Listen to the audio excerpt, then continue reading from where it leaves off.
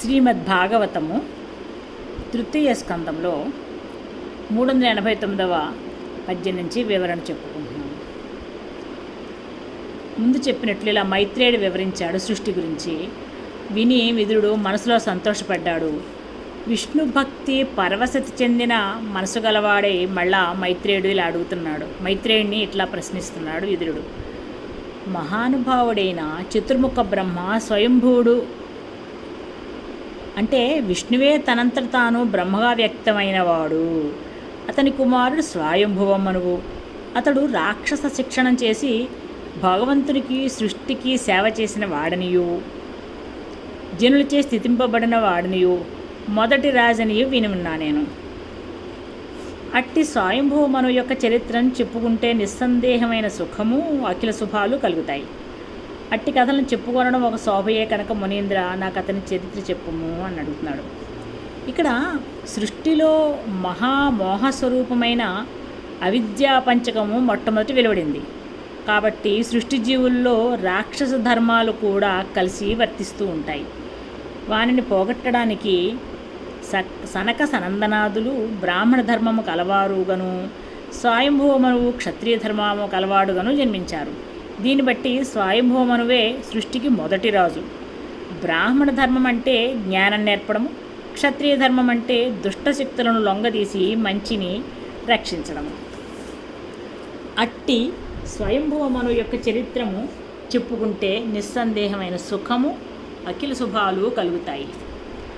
అట్టి కథలను చెప్పుకోనడం కూడా ఒక శోభే కాబట్టి విందామనుకుంటున్నాడు. అది కాక అతడు నిరంతరం విష్ణు పాదాలు సేవిస్తూ పరవశుడై ఉంటాడని కూడా విన్నాం. వాని చరిత్ర వినడం వల్ల జన్మ సఫలమవుతుంది అని విదురుడంటే మైత్రేయుడు ఇలా చెప్తున్నాడు. వేదములు శాస్త్రములు చక్కగా చదివి సారము తెలిసిన వాడును నారాయణుని పాదారవిందాల యందు భక్తి కుదిరినవాడు ఏ స్థితిని ఆచరిస్తారో ఆ స్థితులు జనుల దివ్య కథలు విన్నవారికి సహజంగా సిద్ధిస్తుంది అని చెప్పి మైత్రేయుడు విష్ణు కథలను స్మరించి ఆనందంతో నిండిన మనస్సు కలవాడై ఆనంద బాష్పాలు కన్నుల వెంట వర్షించగా దేహం పులకింపగా మళ్ళా ఇలా చెప్తున్నాడు. స్మరిస్తేనే పులకరించిపోతున్నాడు మైత్రేయుడు. మనువు ధర్మ సృష్టి. పుణ్యాత్ముడైన స్వయంభవ మనువు తన భార్య అయిన శతరూపుతో కలిసి బ్రహ్మదేవునకు మొక్కి వినయంతో శిరస్సు వంచి నమస్కరించి ఇట్లనింది. ఓ మహానుభావ, నీవు సమస్త జీవరాశుల యొక్క జననము రక్షణము లయము అను దశలకు కారణభూతుడు. మా కర్తవ్యము నీవే ఉపదేశించాలి. నేనేం చేస్తే నీకు సంతోషం కలుగుతుందో తెలుపు. పుత్రుడు పుట్టిన దానికి ఫలము తండ్రికి సేవ చేసి భక్తి కలిగి ఉండి మంచి పేరు తెచ్చుకొని సార్థకుడు అవడమే కదా. దీన్ని బట్టి స్వయంభూమనువు మొట్టమొదట పితృభక్తి, పితృవాక్య పరిపాలనము, పెద్దల ఎడ గౌరవము, విధేయత అనువాన్ని సృష్టించి జీవరాశులకు ఉపదేశించనని తెలుస్తోంది. నేను చేయాల్సిన పని ఏమన్నా ఉందా తెలుపుము అని అడిగిన స్వయంభువుని మృదువైన సంభాషణము బ్రహ్మకు మనసున సంతోషము అనురాగము పెంపొందింపచేసింది. అప్పుడు బ్రహ్మ స్వయంభూమనుతోటి ఇట్లా అంటున్నాడు.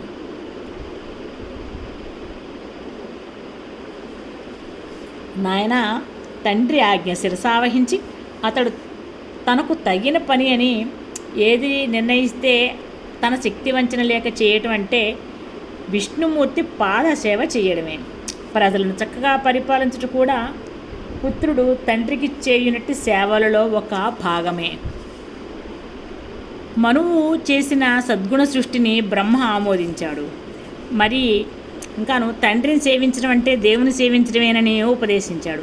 అంతేకాక బ్రహ్మ తన్ను తాను వేరుగా భావించి అహంకారం పొందకుండా విష్ణులోని భాగమే అని గుర్తించుకున్నాడని కూడా మనకి తెలుస్తోంది. ఇలాగే ప్రతి తండ్రి తన పుత్రుల ఎడ మెలగాలని, ప్రతి పుత్రుడు తన తండ్రి ఎడలు ఎలా ఉండాలని బ్రహ్మ ఉపదేశించాడు. రాజగువాడు తన రాజ్యము తండ్రి వల్ల పొందుతాడు. అతడు ప్రజలను చక్కగా పరిపాలిస్తే తన తండ్రి ప్రజల్ని పరిపాలించుట, తండ్రి ఇష్టము తాను నెరవేర్చను కనుక తండ్రి ఆజ్ఞని పరిపాలించుట అవుతుంది. కనుక నాయన యజ్ఞస్వరూపుడగు విష్ణుమూర్తిని గురించి భక్తితో నిరంతరము యజ్ఞం చేస్తూ పరిపాలించు. అంటే పరిపాలన యజ్ఞార్థం అని గ్రహించమని చెప్పాడు. దానితో నారాయణుడు సంతోషించును. దానితో నారాయణుని యందు అంతర్యామిగా ఉన్న జీవులందరూ సంతోషం చెందుతారు కనుక యజ్ఞం చేయమని చెప్పారు. నీవు చేసిన ఏ పనైనా నారాయణునకు సమర్పణ బుద్ధితో చెయ్యి. అలా కాక తమ కోసమని పనులు చేసేవాళ్ళు వ్యర్థ జీవనం గలవారవుతారు. వారు ఊకను దంచి బియ్యం పొందదలిచినట్టి వారిలాగా చెడిపోతారు. ఇంకా వారికి కేవలము సత్వ సంపద మొదలగు ధనములు ఖర్చయిపో వరకు కానీ విమోచనం కలగదు. ఇక్కడ ఏ మార్పులకు గురికాక అన్నిటి యందు సర్వాంతర్యామిగా ఉన్న హరిని గుర్చి యజ్ఞాలు చేసి నువ్వు వృద్ధి పొందు. నీవు చేసిన పని సత్యస్వరూపమై శుభస్థితిని పొందుతుంది. నీవును నీ కుమారులను తరతరములుగా భూభారము భరించి సజ్జనులను రక్షింపుడు. ధర్మ మార్గము ప్రతిష్ఠ చేయుడు. దోషములనబడి తీగ దుబ్బులను త్రెంచి వేస్తూ ఉండండి అని బ్రహ్మ పలికితే మను ఇలా అంటున్నాడు, తండ్రి నేను నీ ఆజ్ఞ ప్రకారమే నడుచుకుంటాను. నాకును నా తనయులకును నిలువవలసిన స్థానాలను చూపించు. ఎక్కడుండాలి మేము అని అడిగారు. ఈ సమస్త జీవరాశులు పుడుతున్నాయి కానీ వానికి ఆధారభూతమైన భూమి ఇంతవరకు ఏర్పడలేదు. అది మహాజలాల్లో లీనమైపోయింది. అందువల్ల చోటు లేదని నేను వేడుకుంటున్నాను. కనుక భూమిని ఉద్ధరించు ఉపాయం ఆలోచించి నాకు తెలుపము అని అన్నాడు. అది విని బ్రహ్మ తన మనస్సులో ఇట్లా భావించాడు, మనువు వలన జీవరాశులకు దేహాలు రూపాలు పుట్టాయి కానీ అవి కేవలము మానసికాలే అలా తిరుగుతున్నాయి. వానికి భౌతిక దేహాలు ఏర్పడడానికి ఖనిజములతో కూడిన మట్టి కావాలి. దానికోసం భౌతికమైన భూగోళం కావాలి. ప్రళయమునందు సమస్త గ్రహగోళాలతో పాటు భూగోళం కూడా మహాజలములు అనబడే శూన్యంలో కలిసిపోయింది. అందుండి భౌతికమైన గోళముల సృష్టి మళ్ళా జరగాలి.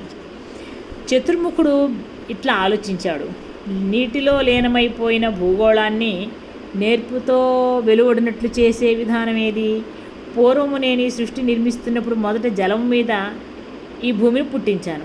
ఆ భూమి మళ్ళా జలాల్లో మాయమైపోయి రసాతలానికి వెళ్ళిపోయింది. ఈ సమస్త సృష్టిని కల్పిస్తానని నేను బాధ్యత వహించాను. ఇప్పుడు ఈ భూమిని ఏ విధంగా ఉద్ధరింపగలను అని ఆలోచించాడు. ఇప్పుడు యజ్ఞవరాహావతారం సర్వజీవులలో అంతర్యామిగానున్న నారాయణుని తన మనస్సును నిలిపి ధ్యానం చేశాడు చతుర్ముఖ బ్రహ్మ.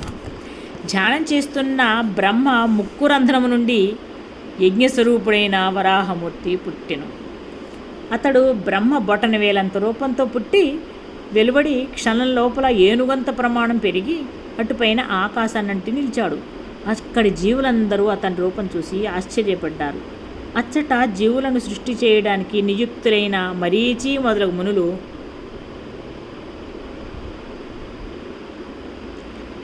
ఇంకా మనువు యొక్క కుమారులు మనువు ఆ యజ్ఞ వరాహ రూపము ఆశ్చర్యపడి చూసి ఇట్లా అనుకున్నారు, ఇట్టి అద్భుతములు ఎందైనా చూచితిమా? ముక్కు కన్నుములో నుండి అడవి పంది సృష్టి వెలువడి వచ్చుట ఏమి? చూచుచుండగానే బొటనవేలు ప్రమాణము నుండి ఏనుగంతగా పెరిగి మహోన్నతమైన పర్వతమంత అయ్యను అని వారు ఆశ్చర్యపడుచుండగా గమనించి చతుర్ముఖుడు వరాహరూపాన్ని చూచి ఇట్లని గ్రహించెను. సృష్టి నిమిత్తమై నా మనస్సున కలిగిన దిగులు పోగొట్టుటకు నారాయణుడే యజ్ఞవరాహమూర్తి అయి దిగి వచ్చాను. ఎంత చిత్రము! బ్రహ్మ ఇలా అనుకుంటూ ఉండగానే వరాహరూపం ధరించిన భగవంతుడు పెద్ద శబ్దంతో గురా గురా అని అరిచాడు. ఆ గంభీరారావము ప్రళయకాలమున మేఘములు ఒకదానితో ఒకటి ఒరుసుకుంటూ గర్జించినట్లుగా పిడుగువలే దీర్ఘము గంభీరమై వినపడింది. ఆ శబ్దమునకు బ్రహ్మ మునులు అందరూ ఆనందం చెందారు, భయపడలేదు. మాయతో రూపము ధరించిన వరాహమూర్తి చేసిన గురుగురుమని శబ్దము బ్రహ్మాండము లోపలి భాగమంతా నిండి చిల్లు పొడుచుకొని దూసుకుపోయినట్లుగా ఉంది. ఆ మహాధ్వని విని జనలోకము, తపోలోకము, సత్యలోకముల అందు నివసించిన మునులు ఋగ్వేద, యజుర్వేద, సామవేద మంత్రాలతో స్తుతించిరి. జనలోకం వారు ఋగ్వేదంతోనూ, తపోలోకం వారు యజుర్వేదంతోనూ, సత్యలోకం వారు సామవేదంతోనూ స్తుతించిరి అని క్రమం. మంచివారిని రక్షించి పరిపాలించినట్టి దయగల విష్ణుమూర్తి అవతారమైన యజ్ఞవరాహమూర్తి దిగ్గజాలను మించిన లీలా విలాసము గలవాడై విహరించెను. బిరుసైన తన మెడ మీద వెంట్రుకలను విదల్చెను. దానివలన పుట్టిన గాలి వేగానికి గగనమందలి మేఘాలన్నీ నలుదెసలా పరిగెత్తాయి. అతడు మంగళకత్తుల వలె వాడి అయిన తన గిట్టలతో నలుదెసలు దిగువకు పెళ్లగించెను. దానివలన ఆదిశేషుడు దిగ్గజాలును దెబ్బ కొట్టబడినట్లుగా కదిలాయి. పాతాళమున ఆదిశేషుడును దిగ్గజాలు ఉంటాయి కనుక అతని గిట్టల దున్నుడు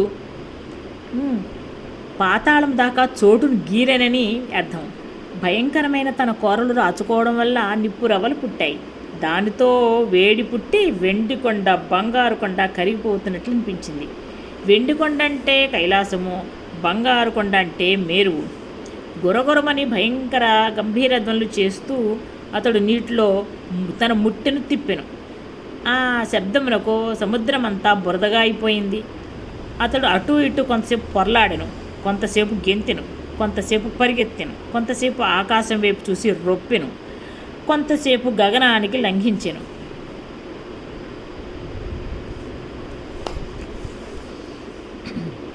కొంతసేపు నీటిలో తవ్వెను, కొంతసేపు ముట్టె బిగించి ముసా ముసా అను శబ్దంతో వాసన చూచెను.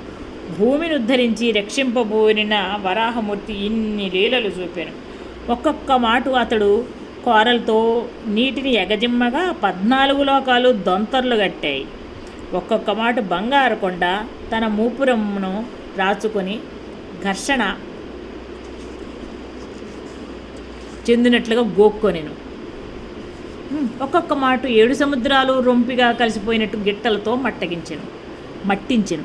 ఒక్కొక్క మాట భయంకరమైన తోక విసరడం వల్ల పుట్టిన గాలి చేత ఆకాశాన్ని కంటి లంఘించి ఆకాశం బద్దలవుతుందా అనిపించింది. ఒక్కొక్క మాట తన కన్ను లెప్పలు అల్లార్పగా వాని నుండి వెలువడిన నిప్పు కణికలతో భయంకరమూర్తి అయి తోచాడు. ఒక్కొక్క మాట పరమయోగేంద్రులు తన్ను దర్శించి ధన్యమగుతున్నట్లుగా యోగ్యమైన ప్రవర్తన చూపాడు. ఇలా విహరిస్తున్న వరాహమూర్తి ప్రాతకాలము, మధ్యాహ్నము, సాయంకాలము అని 3 కాలముల స్తోత్రములను అంగీకరించాను.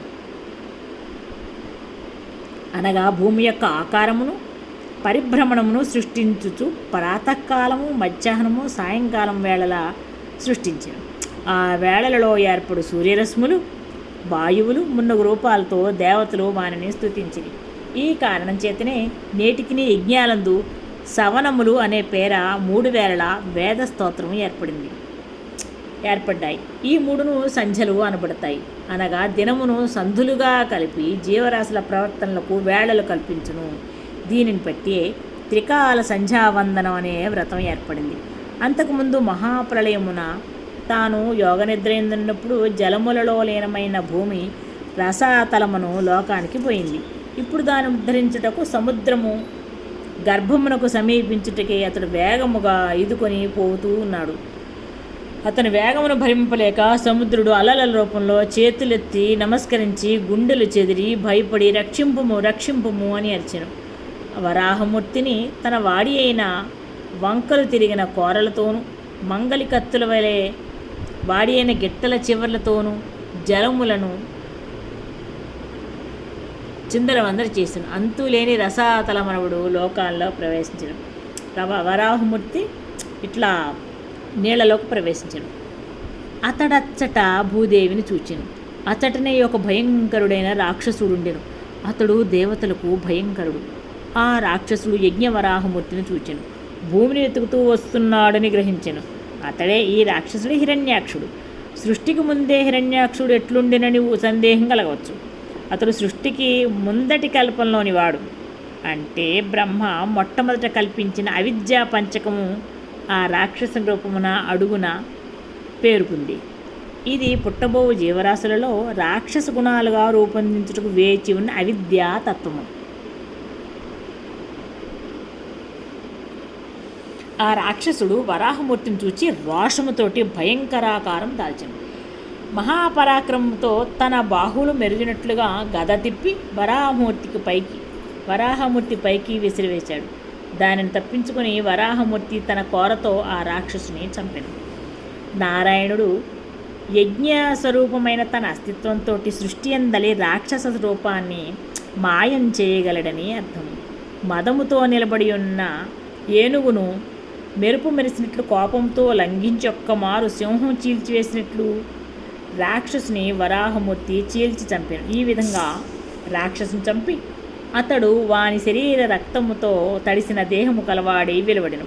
అట్లు వెలువడుచుండగా చూచువారి కన్నులకు అతడు ఉదయ సంధ్యారాగంతో నిండిన మేఘం కప్పుకొన్న ఉదయ పర్వతము తన శిఖరంపై గల ఎర్రని రాతి పొడలతో పారుతున్నట్లుండెను.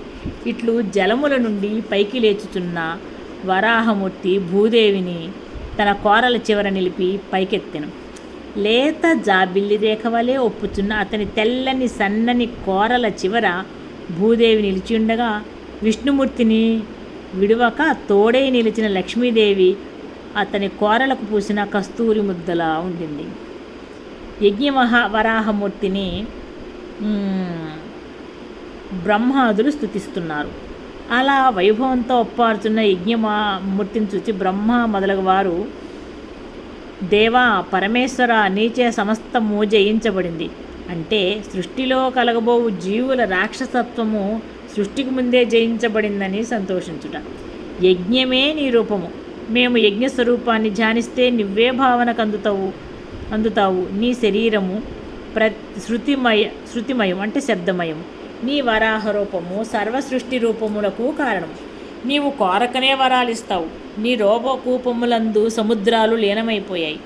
అట్టి యజ్ఞాత్మకమైన నీ రూపము దుష్కర్ములకు కనిపించదు. యజ్ఞార్థము పనిచేయుటయే విష్ణుని రూపము కావున స్వార్థంతో పనిచేయు వారికి అవి కనిపించక తమ ప్రయత్నాలే కనిపిస్తూ ఉంటాయి.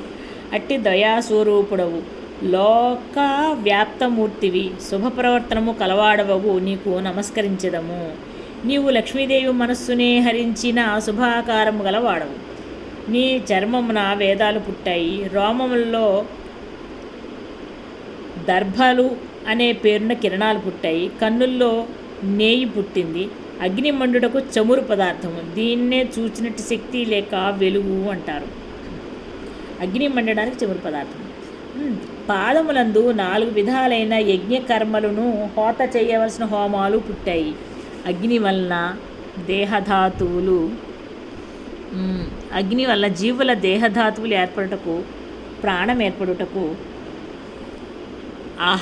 ఆహారము పచనము చెందుట వలన మరలా దేహములు దగ్ధమగుట. అగ్ని వలన జీవుల దేహధాతువులు ఏర్పడుట, ప్రాణం ఏర్పడుట, ఆహారం పచనము చెందుట, మళ్ళా దేహం దగ్ధమవుట. నీ ముట్టేయందు సృక్కు పుట్టెను, ముక్కునందు స్రవం పుట్టెను, పొట్టయందు ఇడాపాత్ర పుట్టెను. చెవుల యొక్క ముక్కుల యొక్క కన్నాల నుండి చమసము, పాసిత్రము అనే పాత్రలు పుట్టాయి.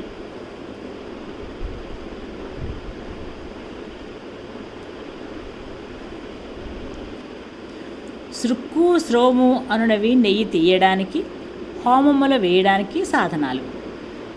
ఇవి జీవులను వేరు చేయుటకు, అందు ప్రాణప్రతిష్ఠ చేయడానికి చిహ్నాలు. ఇడాపాత్రము, చమసము, ప్రాసిత్రము అనునవి యజ్ఞానికి ఉపయోగించే పాత్రలు. ఇవి జీవుల తల, ఊపిరితిత్తులు, గుండెకాయ, పొట్ట మొదలగు భాగముల సృష్టి చిహ్నాలు. నీ గొంతు నుండి ఇష్టులు 3 పుట్టాయి. నీ జిహ్వయే ప్రావర్గ్యము. అగ్నిహోత్రము నువ్వు నమలడం, చెప్పరించడమే సత్యము, అవసత్యము. నీ తలే ప్రాణాలు చేయనము. ఇష్టి అంటే ఇష్టమగు ప్రయోజనము, జీవులకు తీరుట అనే యజ్ఞం. ఏది ఇష్టమో అది ఆ ప్రయోజనం తీరడాన్ని ఇష్టి అంటారు. అదే యజ్ఞం. ప్రావర్గ్యం అంటే సోమయాగానికి మొదట చేయబడే ఒక యజ్ఞం. చేయనం అంటే ఇటుకలు మొదలగు వాన్ని పేర్చునట్టి యజ్ఞ ప్రక్రియ చేయనము.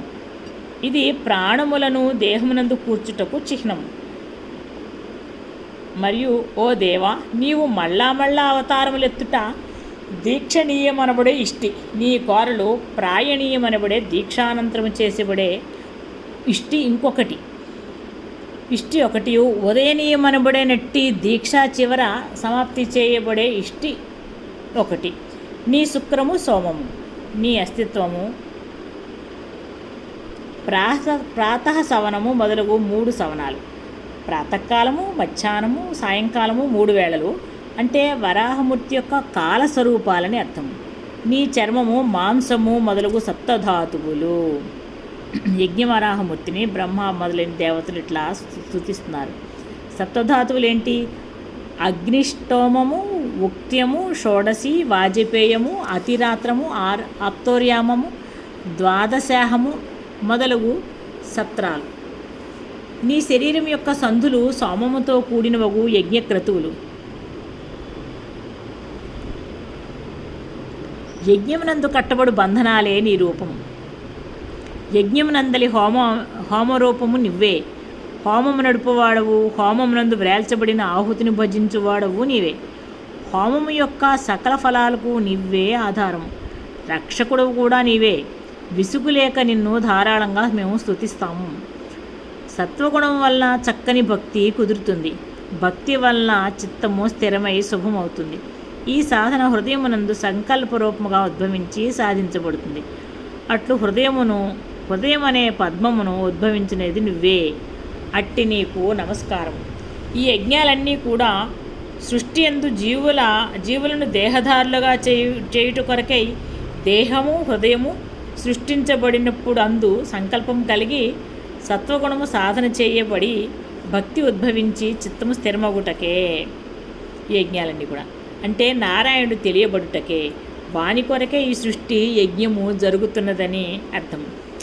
ఒక పెద్ద కొలంలో దిగిన మదపు టేనుగు తొండము పైకెత్తి ఘీంకారం చేస్తూ ఉండగా దాని దంతములందు బురదతో కూడిన తామర పువ్వులు పెల్లగింపబడి నిలిచి కనిపిస్తూ ఉంటాయి.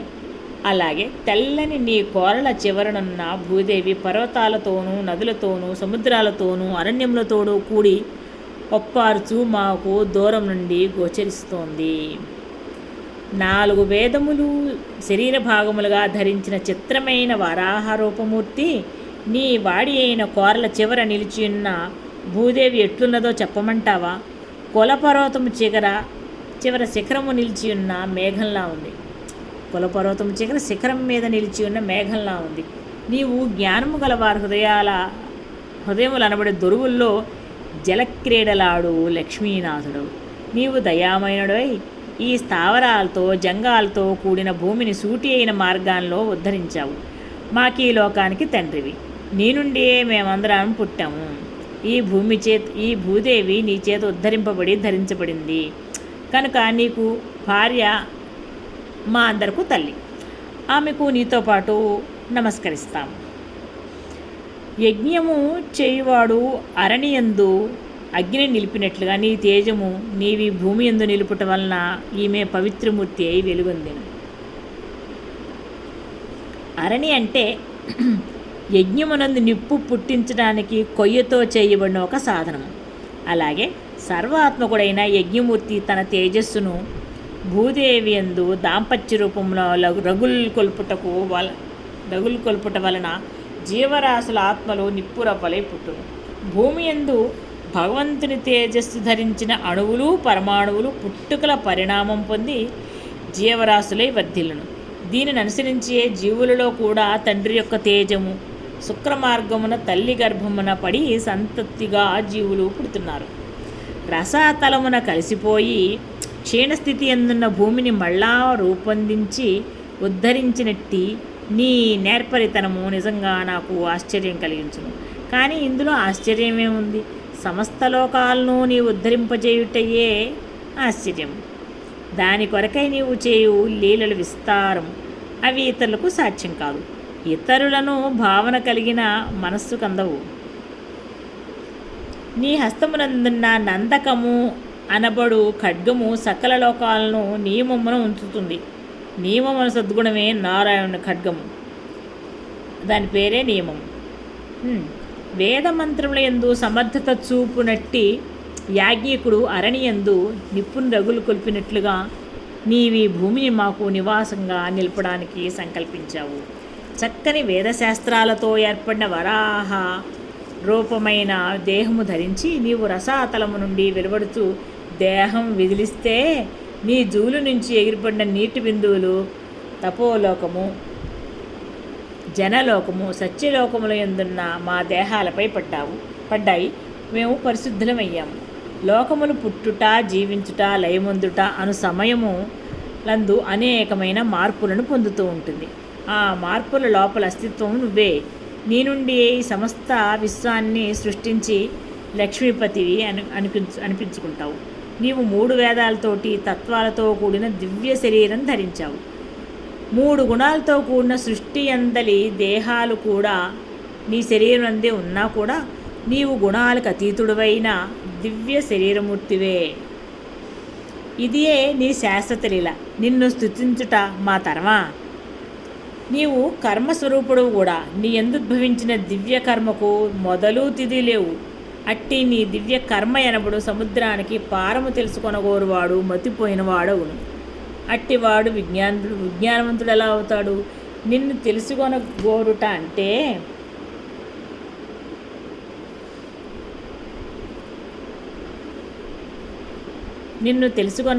అంటే నీ ఎందుండగోరుట సరి అయిన సాధన మార్గం. తెలుసుకొనగోరిన వాడు తన మనసుతో భగవంతుని కర్మను కొలుచుటకు ప్రయత్నించే మూర్ఖుడు. భగవంతుని యందు ఉండాలని కోరుకునేవాడు తన మనస్సుని వాని యందు అర్పిస్తాడు కాబట్టి బుద్ధిమంతుడు అవుతాడు. ఈ సృష్టి అంతా కూడా నీ యోగమాయ అనే సముద్రంలో మునిగి ఉండడం తెలిసియూ తమ బుద్ధితో గ్రహింపలేని మూఢులను ఏమనాలి? సృష్టి అంటే మాయ. అందలి అంతర్యామి సృష్టి లోపల వెలుపలా ఉన్నాడు కనుక సృష్టి అతని మాయ అను సముద్రంలో మునిగి ఉంది.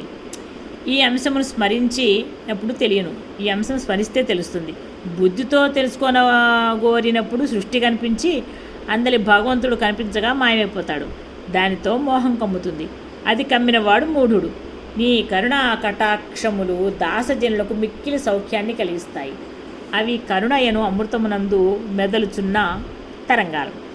సృష్టి రూపమున కనిపించు భగవంతునికి దాస్యము చేయగోరిన వారికి, సృష్టిపై కరుణ చూపగలిగిన వారికి భగవంతుని కటాక్షము లభిస్తుందని అర్థము.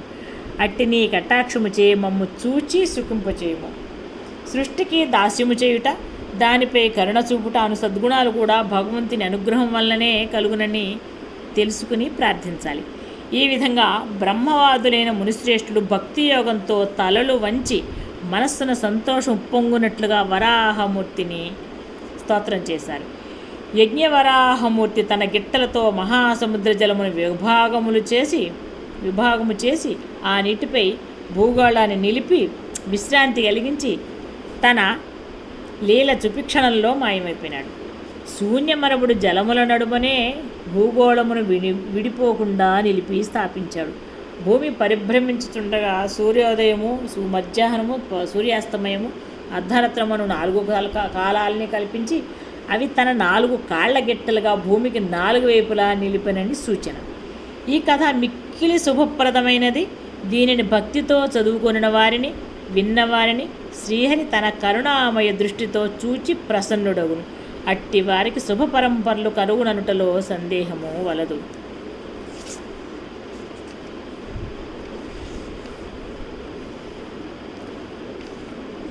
తనకు దాసులుగానున్న వారికి విష్ణువు హృదయ గృహమందు నివసించును. అట్టి సజ్జనులకు కావలసిన వస్తువులన్నీ సమకూరును. కోరికలు సంపూర్ణముగా ఫలించును. స్థిరత్వము చేకూరును.